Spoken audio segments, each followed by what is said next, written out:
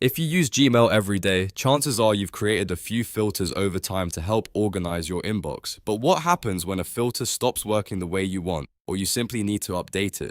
In this video, I'm going to show you exactly how to edit or delete filters in Gmail, step by step, so you can keep your inbox organized and your email rules up to date.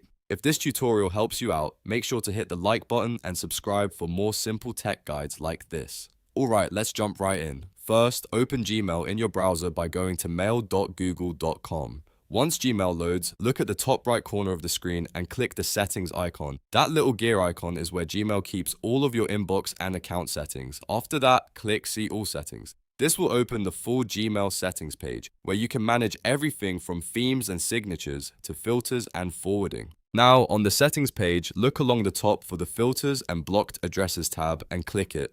This is where Gmail stores all of the filters you've already created. Scroll through the list and find the filter you want to change or remove.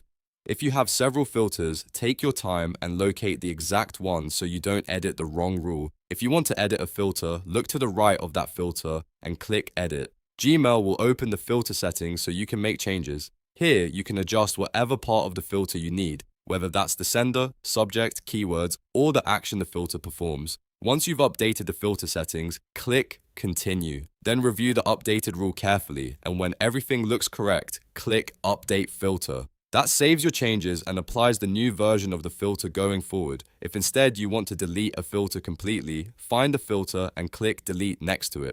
Gmail will ask you to confirm that you really want to remove it. Click OK to confirm deletion. Once you do that, the filter will be removed from your Gmail account and it will no longer run on incoming messages, and that's it.